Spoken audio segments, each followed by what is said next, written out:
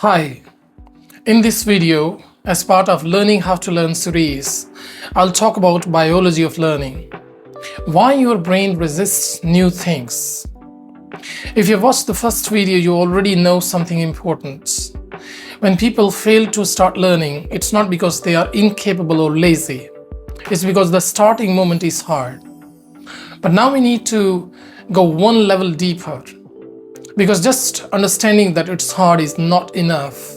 We need to understand why your brain actively resists learning even when you logically want to grow. This video is about high-level biological functioning of the brain. So, no mindset slogans or motivational quotes.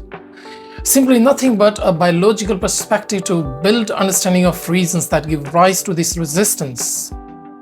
Because once you understand how your brain actually works, resistance stops feeling personal.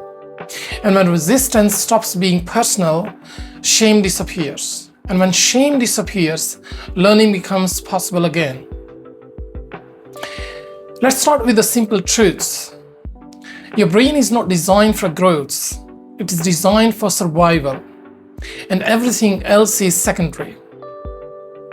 Historically, your brain evolved to keep you alive in uncertain and dangerous circumstances. It learned to prioritize safety, predictability, and energy conservation. And anything that threatens these three things is flagged as a risk, even if that threat is learning a new skill. Learning is new. New means unpredictable. Unpredictable means risky, and risky means costly in biological terms.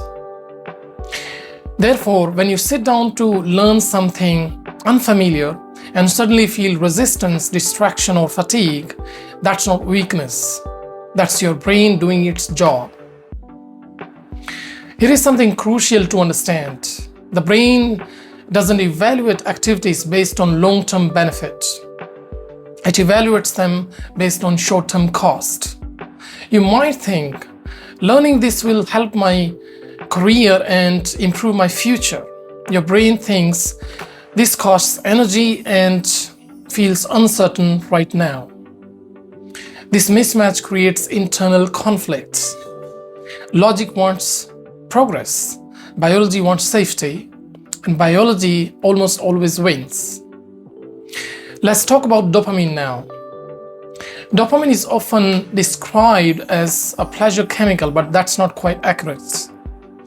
Dopamine is about anticipation and reward prediction. It spikes when the brain expects a reward. The problem with learning is that rewards are delayed. You don't get dopamine immediately when you start reading or practicing. You get it later after success or progress accumulates.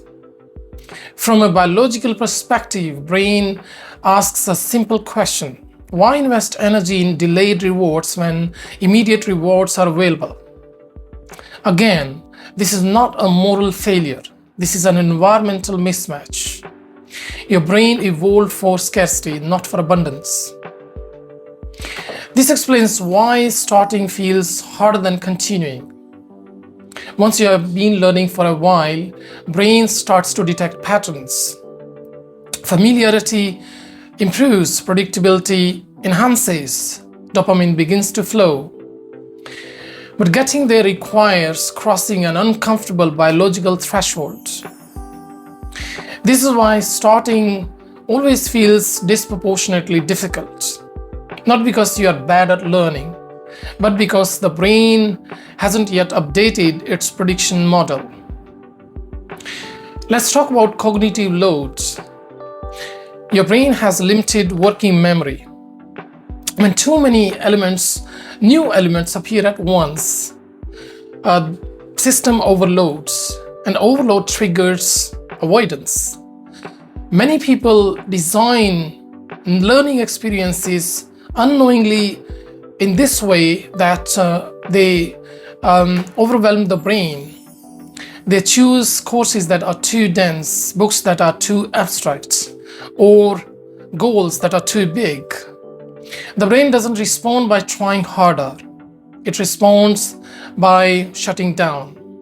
This is why simplicity is not laziness. Simplicity is biological intelligence. There is also something called prediction error. The brain predicts constantly results. When the reality doesn't match prediction, error signals appear. Too many errors feel uncomfortable. Beginners constantly experience prediction error. Experts don't. This is why beginners always feel slow, confused, and frustrated, and experts feel fluent. But majority of the people interpret beginners' discomfort as a sign that they are not good at something. In reality, the discomfort is the definition of learning. Let's start with the identity, because identity lives deep in the brain. If someone unconsciously believes I'm not a learning type, his brain filters experiences to confirm that belief. Every struggle becomes an evidence.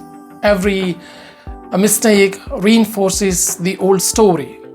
The brain protects the identity fiercely, even if the identity is limiting. Changing identity requires repeated evidence that contradicts the old story. These evidences only come from action, but action feels unsafe, and therefore the loop continues. This leads us to a critical insight. The brain must feel safe before it allows learning. Safety doesn't mean comfort. It means predictability, manageable effort, and emotional neutrality. This is why small steps work, not because they are motivational, but because they signal safety. A tiny action tells the brain, this is not dangerous. Once the safety is established, curiosity returns, and curiosity is the real engine of learning. This also explains why certain people seem naturally good at learning. It's not because their brains are superior. It's because their systems understood early that learning is safe. They experienced curiosity without punishment, errors without humiliation, progress without pressure. That emotional environment is more important than intelligence. Here is the key takeaway from this video. Your brain resists learning not because it hates growth, but because it prioritizes safety. If learning feels unsafe emotionally, cognitively, or energetically, resistance is inevitable. So the goal is not to overpower resistance. The goal is to eliminate the signals that trigger it. With this, I'm ending this video. I thank you in advance for your likes, comments, and shares. Thanks for watching, and I see you in the next video. Bye.